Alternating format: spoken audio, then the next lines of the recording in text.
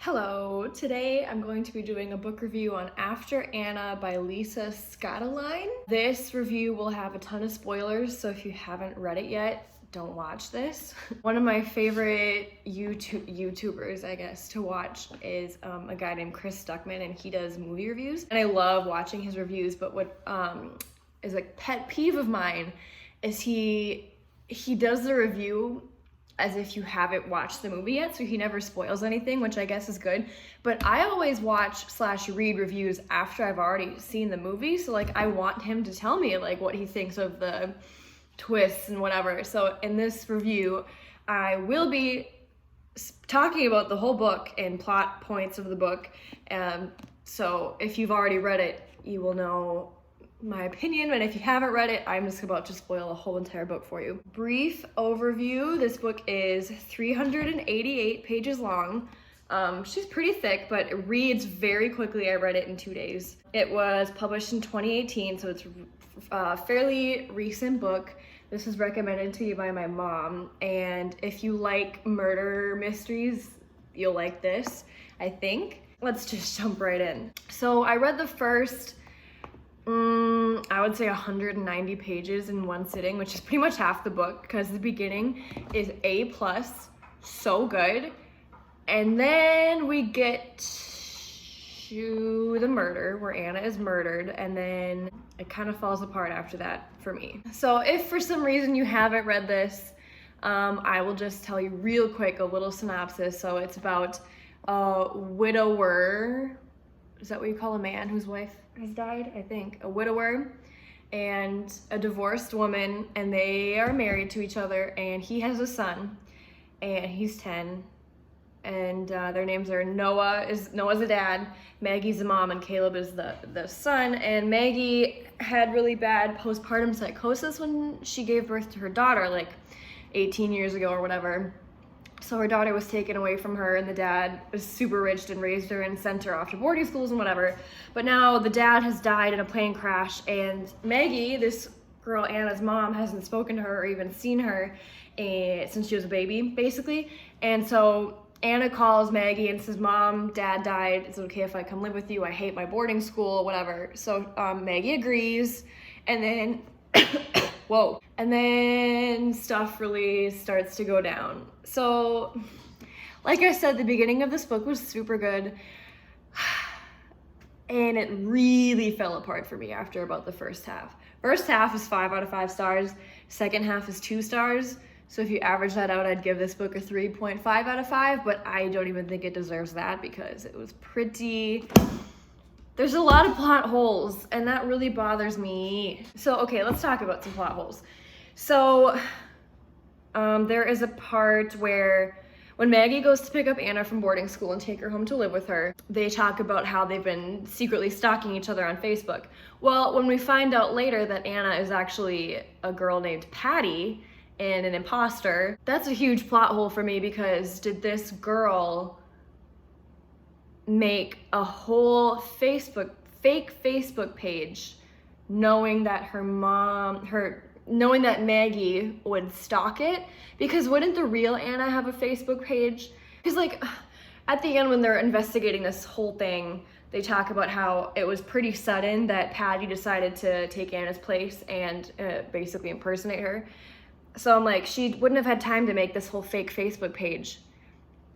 You know, another plot hole is when Maggie and fake Anna, or Patty, are talking about how how Maggie would send letters to Anna all the time. And somehow Patty knew the contents of these letters, which, oh God, here comes my cat. Which is another plot hole, because I don't think, they really didn't talk about that Anna and Patty were like great friends. So I don't think Patty would have known the contents of those letters. It reads like a Lifetime movie, but in a bad way. It's kind of like how Dan is Gossip Girl, spoiler alert.